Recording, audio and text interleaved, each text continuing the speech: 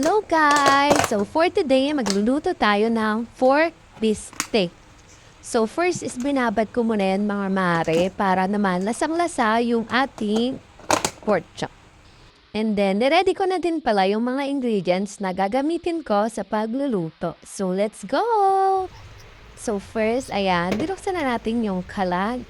Naka-medium heat lang yan with the frying pan. Siyempre, lalagyan na natin ng ating oil. Kasi nga, pipirituhin natin dito yung ating mga pork chop. So, ayan. Ilagay na natin sila isa-isa. Dahil pipirituhin natin sila.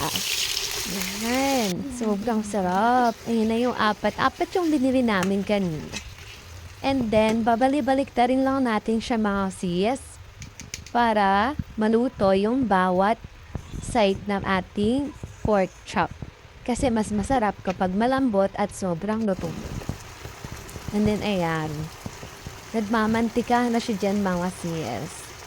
Ayan, babalik na rin lang ulit natin siya hanggang sa maluto siya ng medyo toasted. Kasi mas masarap kapag medyo toasted yung pork chop na ating lulutuin.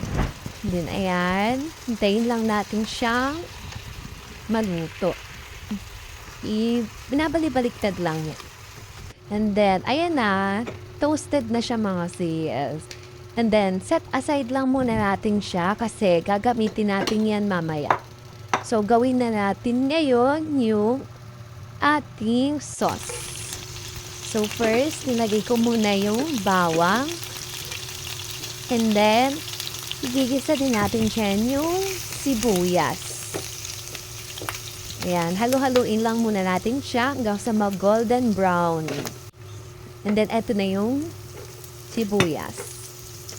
Ilalagay ko na rin pala dito mga mare yung marinated sauce niya, yung kaninang pinagbabara ng ating pork chop.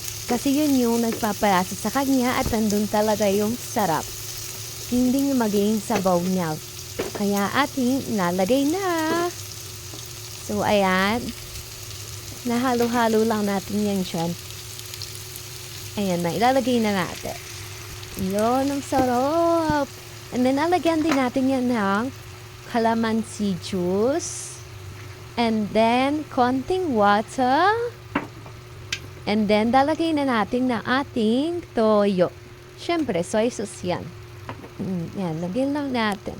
Nilagyan ko din pala yan ng paminta at asukal, konti lang. Hindi ko na rin na-video kanina kasi nga nagmamadali na ako. And then, ayan, halo-halo lang hanggang sa kumulo siya mga sis. And then, after nyan, kumukulo na. Ayan. Halo-haloin lang natin at pwede na natin kunin yung kaninang sinet aside natin pork chop. Ilalagay na natin. Ayan, halo-haloin lang yan mga sis. Para maluto. Ayan, iniibabaw ko lang dyan yung mga onion and then binabaliktad ko din siya para talaga makuha niya yung pinaka-sauce. Para lasang-lasa mismo dun sa pinaka-pork chop. Ayan. Pakuluin lang natin siya ng very, very light para makuha niya yung sauce. Ayan, binabaliktad ko din siya sa mga oras na yan.